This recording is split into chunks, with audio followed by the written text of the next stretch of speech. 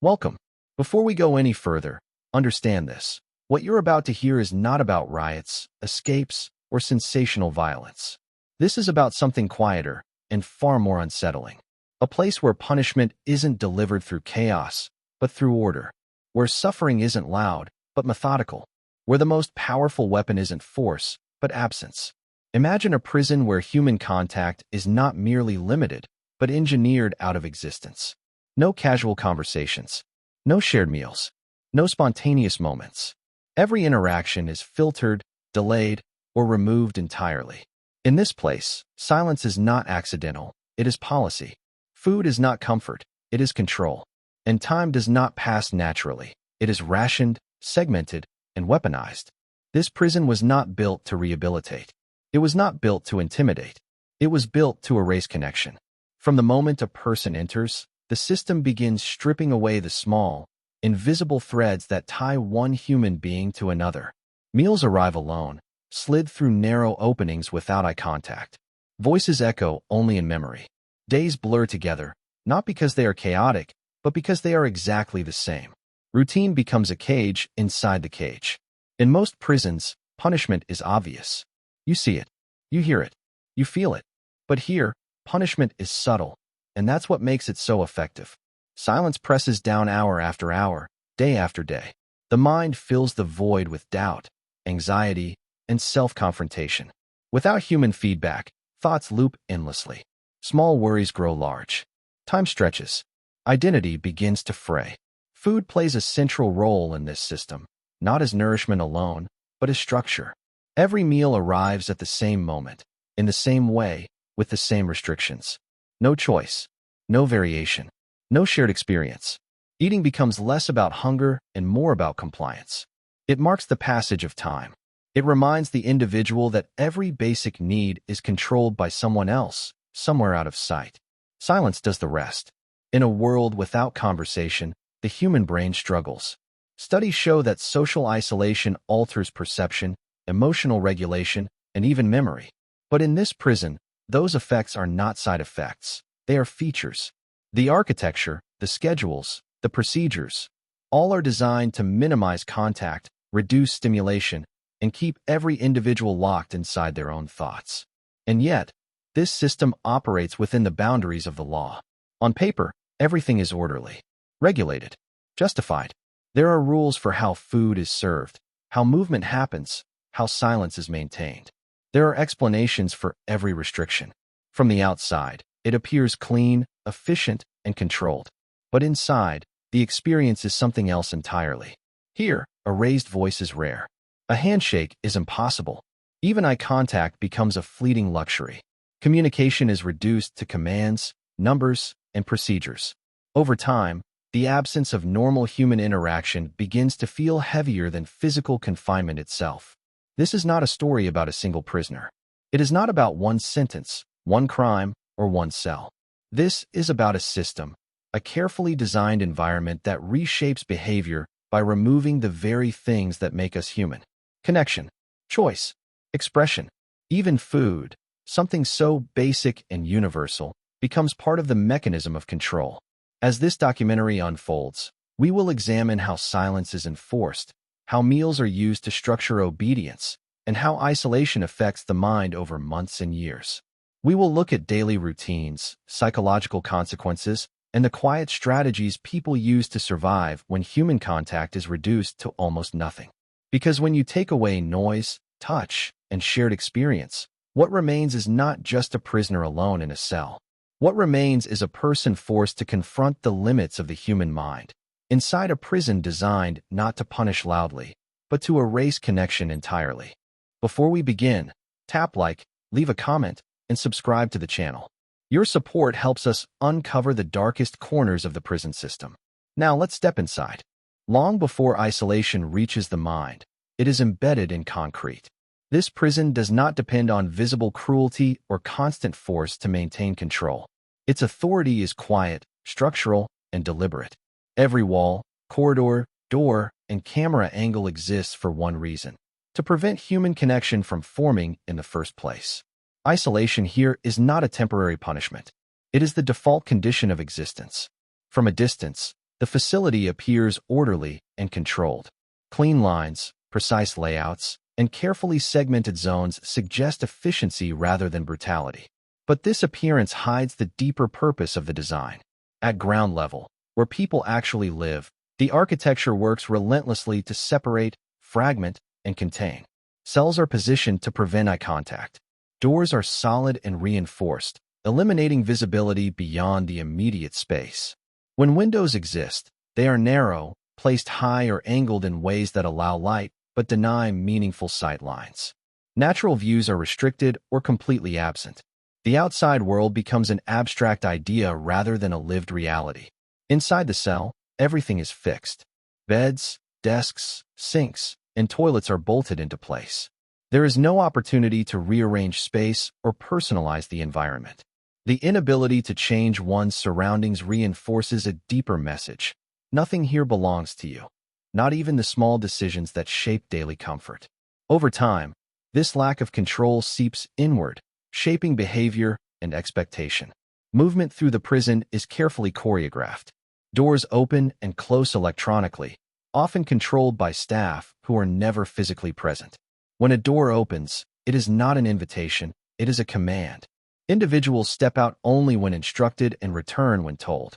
There is no lingering, no spontaneous interaction, no shared passage through space. Corridors are long, narrow, and acoustically dull. They are designed to absorb sound rather than carry it. Voices do not travel far. Conversations cannot form.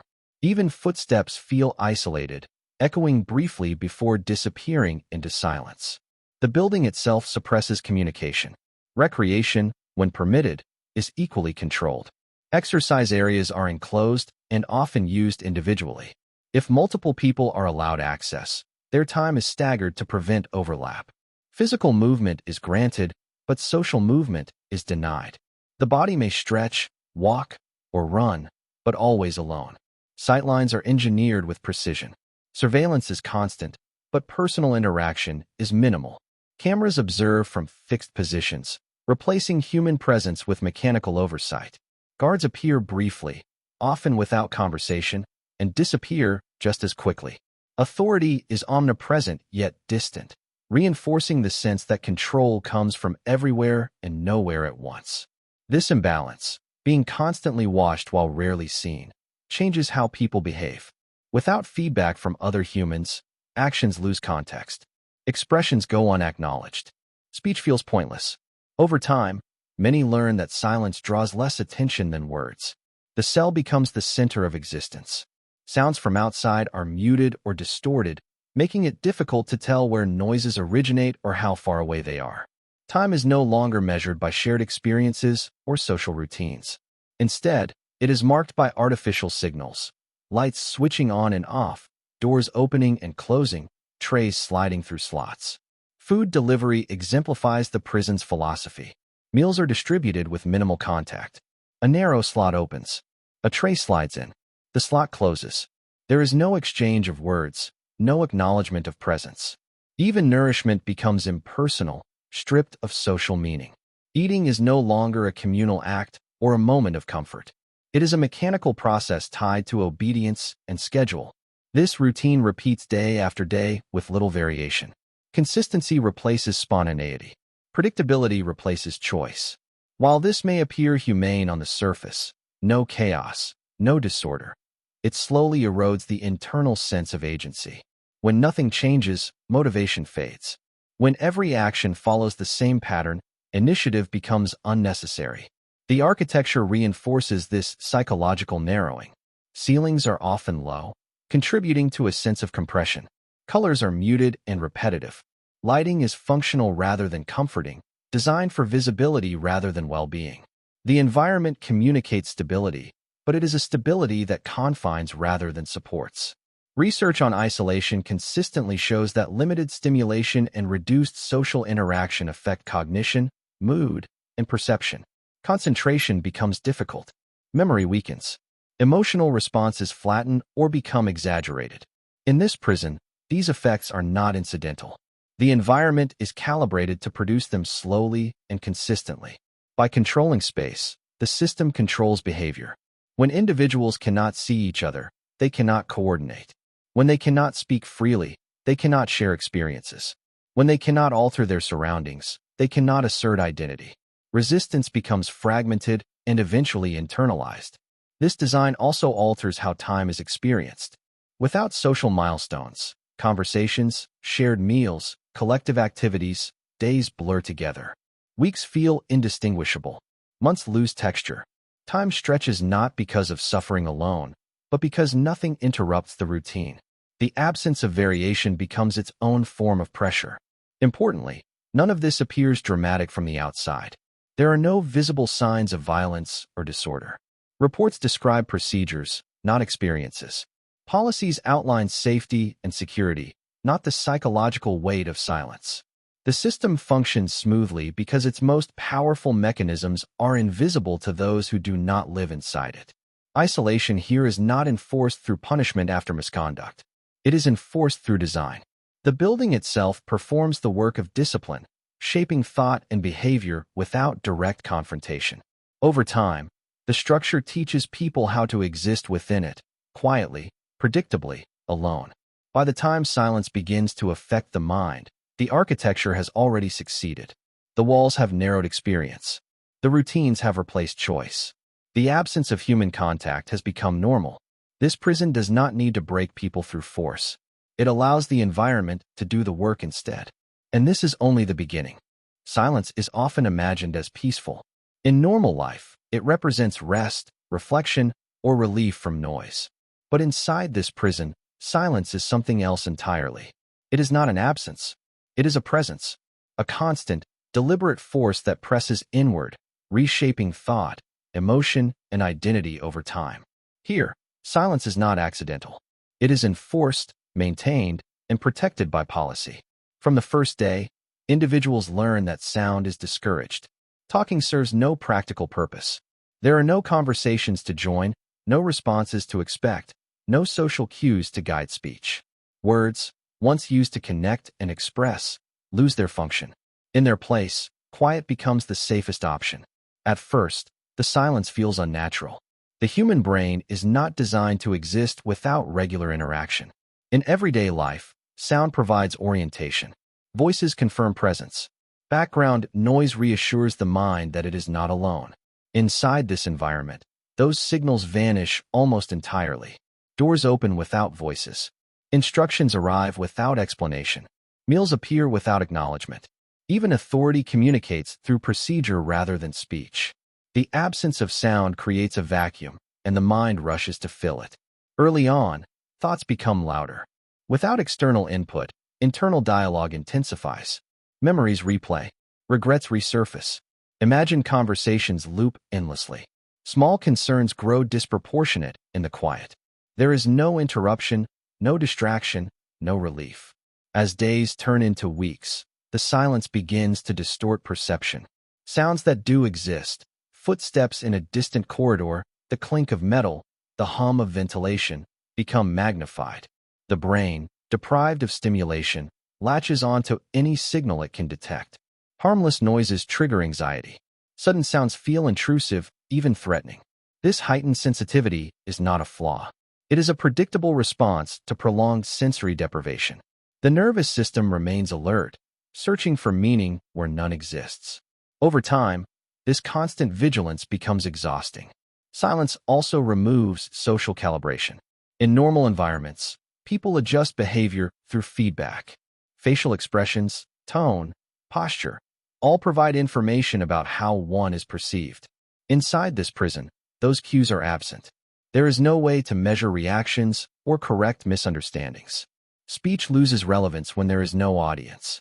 As a result, many individuals begin to speak less, not because they are ordered to, but because silence feels safer. Talking risks attention. Talking invites scrutiny. Talking highlights isolation rather than relieving it. Gradually, silence shifts from being imposed to being internalized. This transformation is one of the system's most effective outcomes. When people stop speaking on their own, control no longer requires enforcement. Compliance becomes automatic. Quiet becomes normal. The psychological effects deepen over time. Without regular conversation, language itself begins to change. Vocabulary shrinks. Sentences simplify. Thoughts lose complexity. The brain, like a muscle, weakens without use. Internal dialogue becomes repetitive, circling the same ideas without resolution. Emotions are affected as well. Some individuals report emotional flattening, a dulling of feeling where joy, sadness, anger, and fear all blur together. Others experience the opposite, heightened emotional reactions triggered by minor events. Both responses stem from the same cause, lack of regulation through social interaction. Silence also alters the perception of time. Without conversation to break the day into segments, hours stretch unnaturally. Minutes feel longer. Days feel heavier. The mind struggles to distinguish one moment from the next. Memory formation suffers because experiences lack variation. In this environment, silence becomes inseparable from control.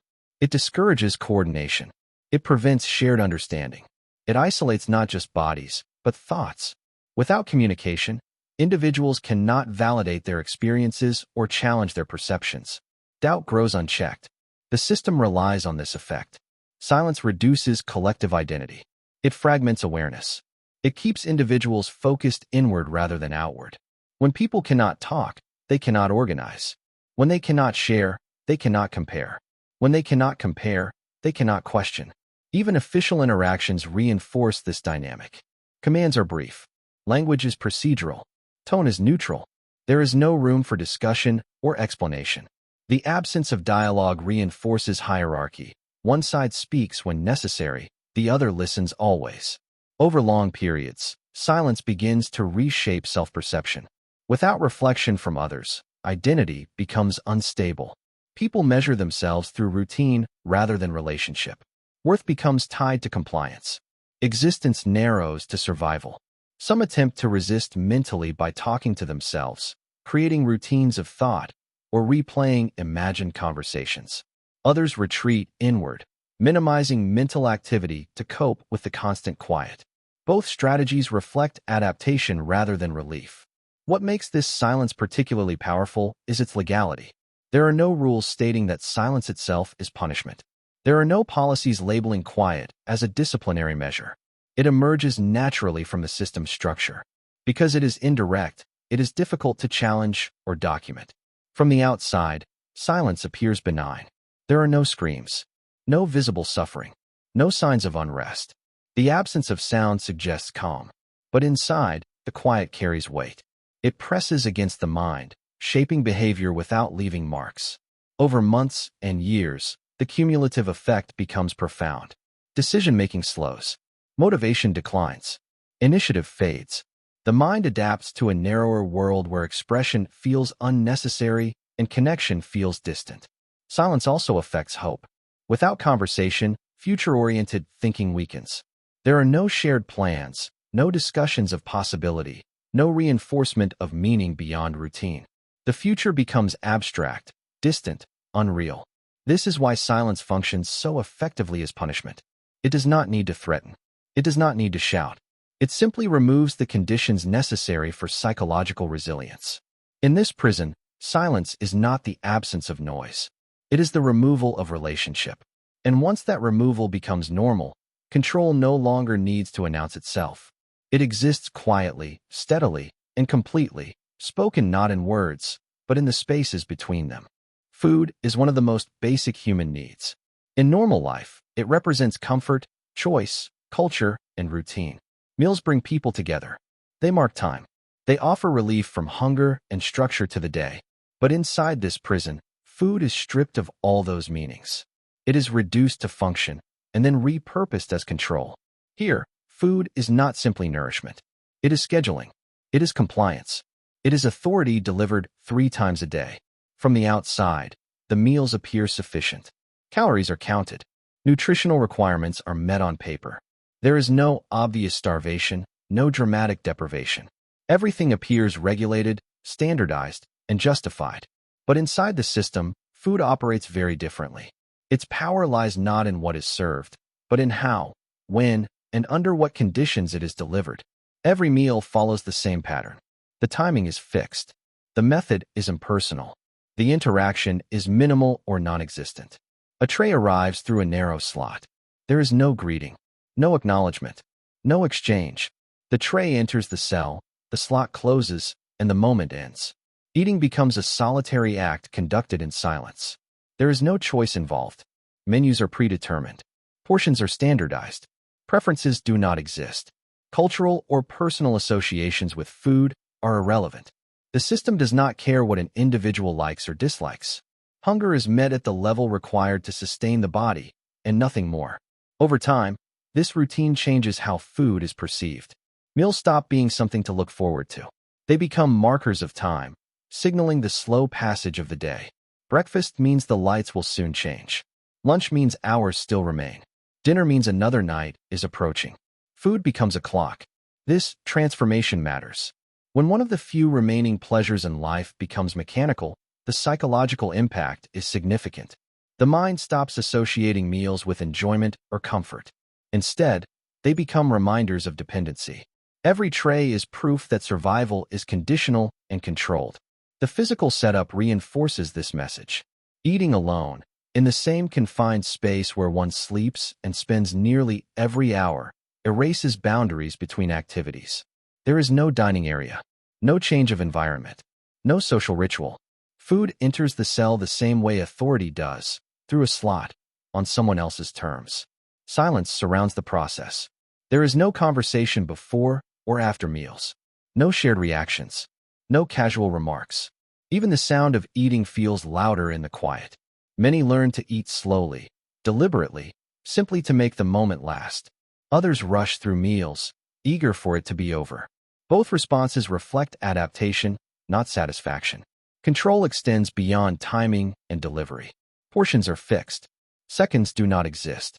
Requests are meaningless. The body adjusts, but the mind notices the absence of agency. When hunger arises between meals, it is not addressed. Waiting becomes part of the experience. This waiting teaches patience, but not the healthy kind. It teaches resignation. It reinforces the understanding that needs will be met only when permitted, that nothing can be requested on impulse, that the system decides when relief arrives. Food also becomes a behavioral signal. Compliance ensures routine delivery. Disruption risks consequences. While meals are not openly threatened, their predictability depends on adherence to rules. The implicit message is clear. Stability comes from obedience. Even minor variations in food take on outsized significance. A slightly warmer tray, a different texture, a rare change in menu. These small differences become events, discussed internally, remembered, anticipated. When life is reduced to repetition, even minimal variation becomes meaningful. This heightened attention reveals how deeply food has been woven into the psychological structure of confinement. When everything else is controlled, movement, sound, interaction, food remains one of the few sensory experiences left. Taste, texture, and smell become anchors to physical reality. But even these anchors are limited. Meals are designed for efficiency, not enjoyment. Packaging is simple. Utensils are basic. Everything about the process discourages lingering or pleasure. The message is consistent. Food exists to sustain, not to satisfy. Over long periods, this affects the relationship with hunger itself. Some individuals report becoming less aware of hunger cues, eating out of habit rather than need. Others become hyper-aware, counting hours between meals, tracking sensations, measuring fullness carefully. Both responses reflect a mind adapting to externally controlled nourishment. The absence of shared meals also removes a critical social regulator. In normal environments, eating together reinforces identity and belonging. Conversations happen naturally. Bonds form. Here, that entire layer of human experience is removed. Eating becomes another solitary act, reinforcing isolation. Food also reinforces hierarchy. Those who prepare it are unseen. Those who deliver it do not engage. Those who receive it have no influence. The process is one-directional, emphasizing dependence without interaction. Power flows silently through routine. Importantly, this system does not rely on cruelty. There is no need. Its effectiveness comes from consistency. The same meals, delivered the same way, day after day. Predictability replaces negotiation. Routine replaces choice. Over time, anticipation fades.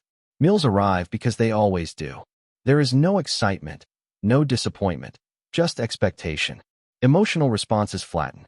This emotional narrowing mirrors the broader effects of isolation and silence.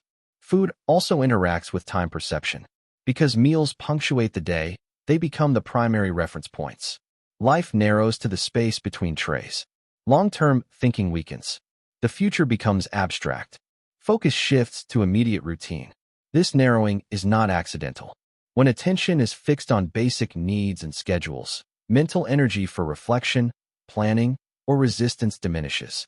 The system does not need to suppress thought directly. It keeps the mind occupied with waiting. From the outside, these meals appear humane. There is no visible deprivation. But control does not require starvation to be effective. It requires dependency. And dependency is created when every essential need is delivered on someone else's terms. Over months and years, the cumulative effect becomes profound. Food no longer represents care or culture. It represents structure. It reinforces the reality that autonomy has been replaced by permission.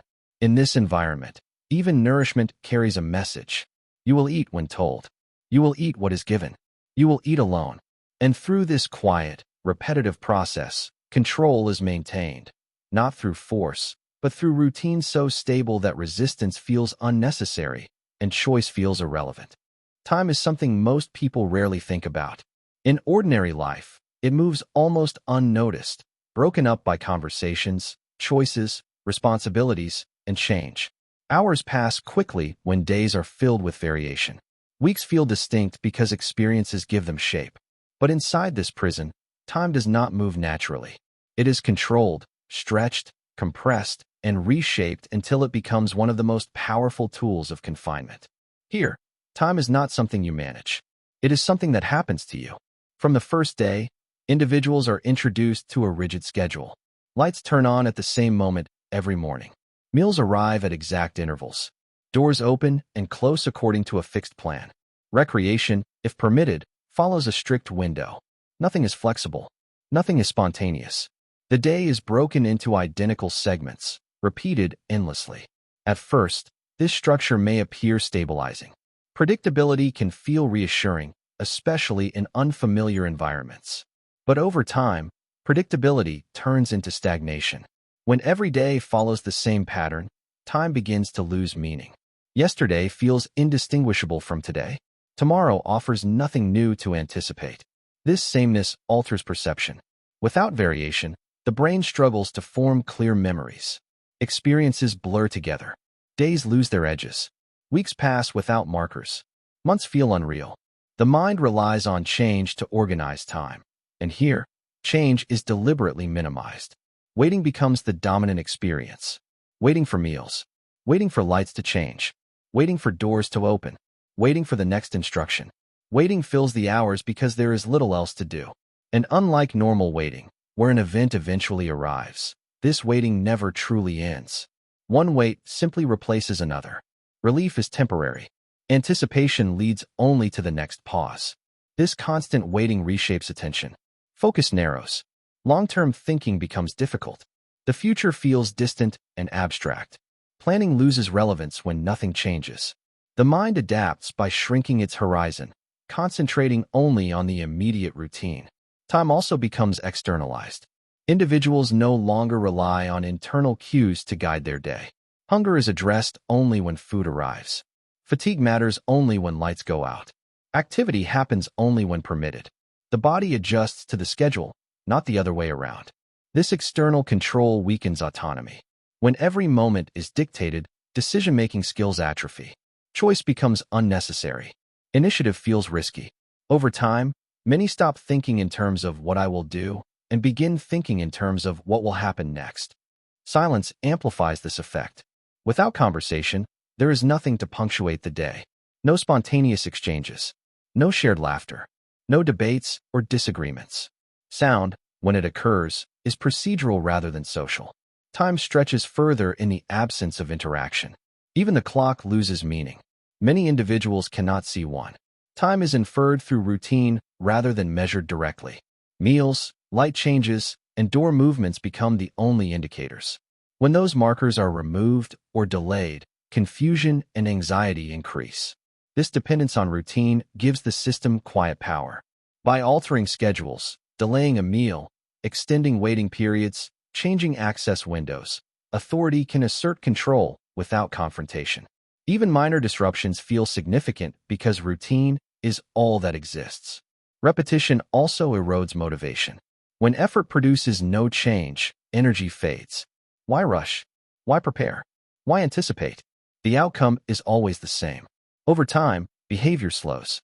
Movements become economical. Emotions flatten. This is not laziness. It is adaptation.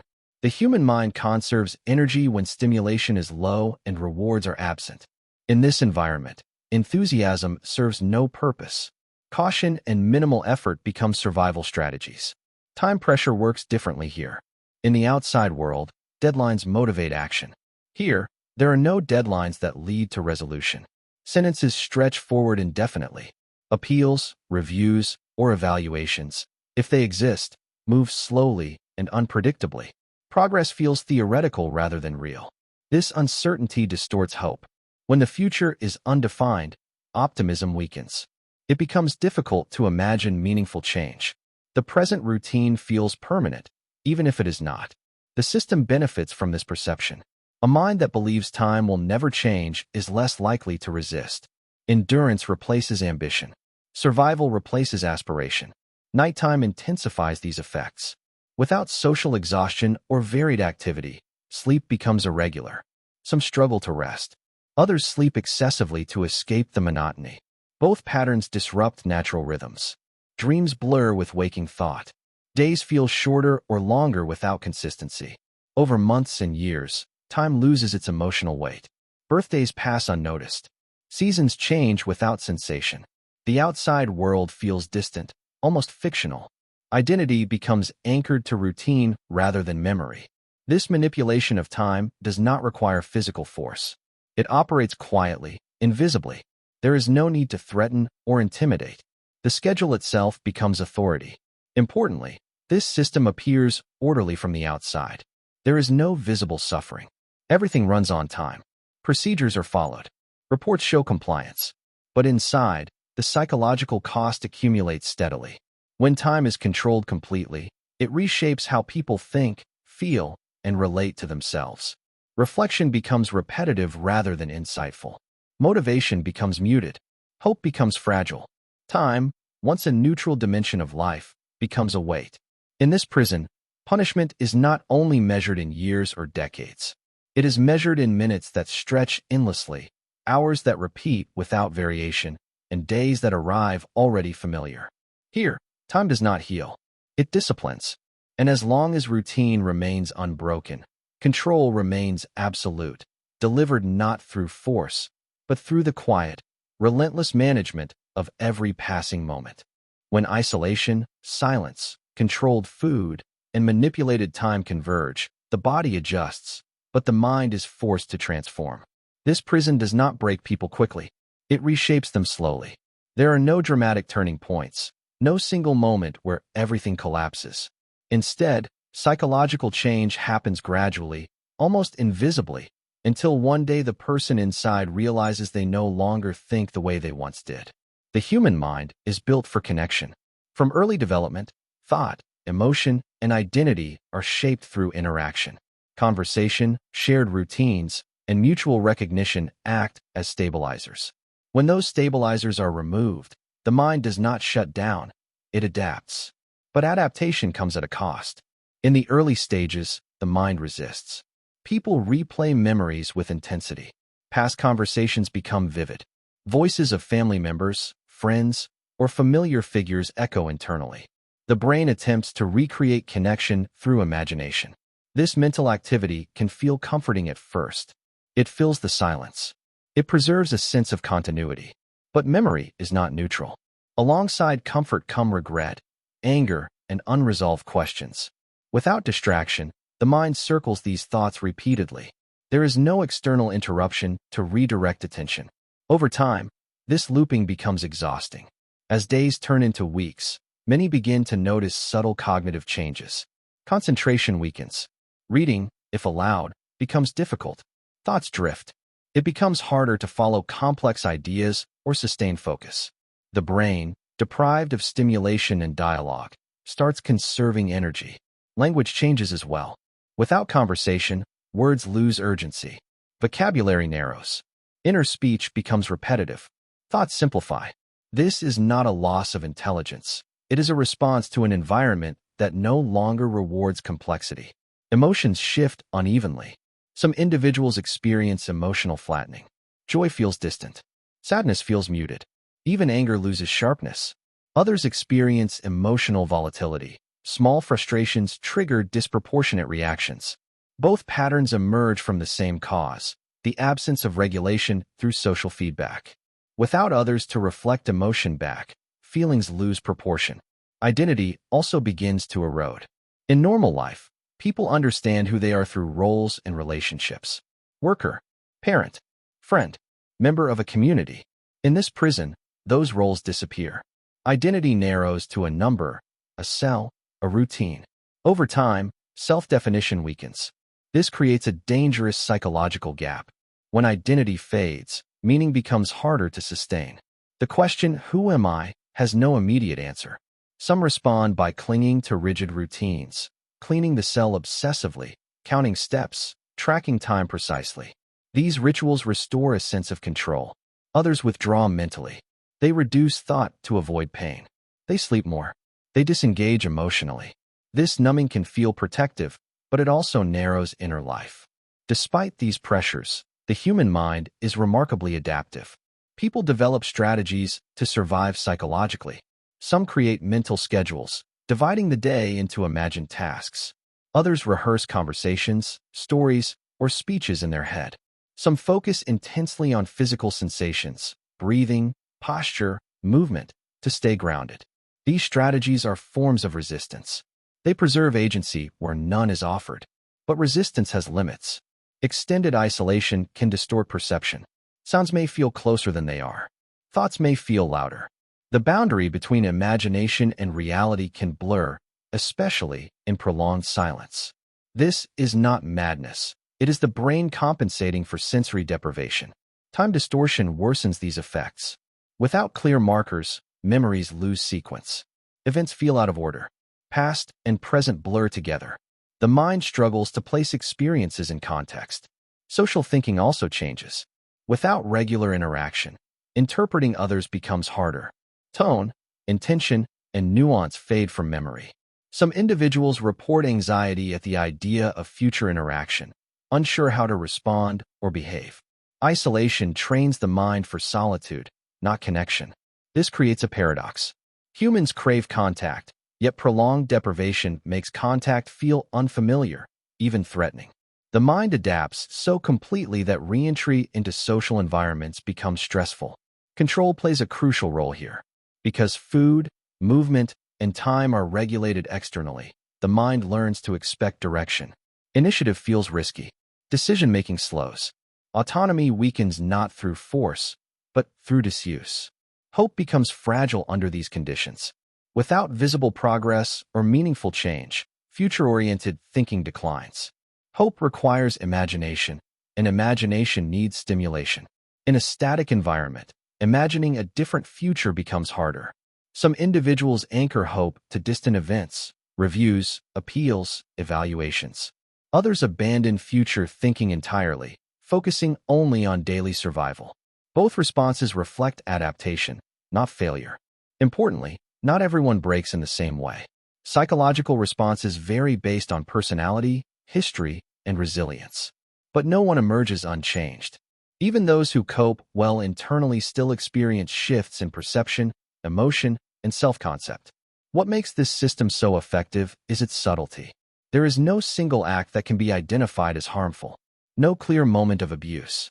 The damage accumulates quietly, distributed across routine, silence, and time.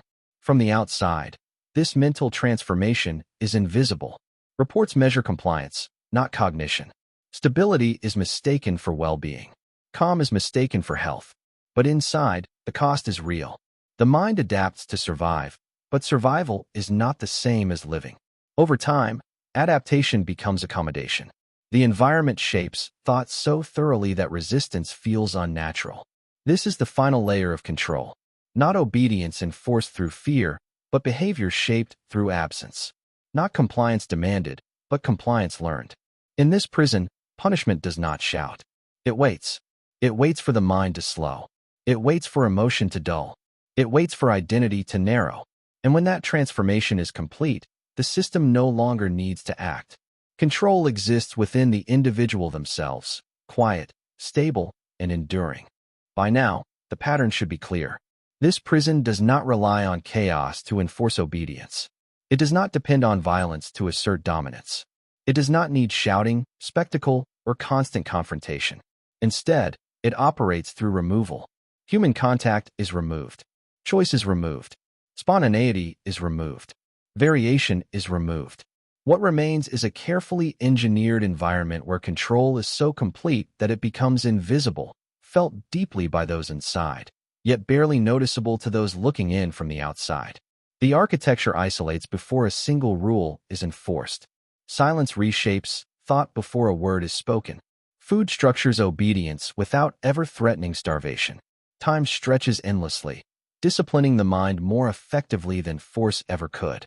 And slowly, almost imperceptibly, the human mind adapts, not because it is weak, but because it must. This is what makes the system so powerful.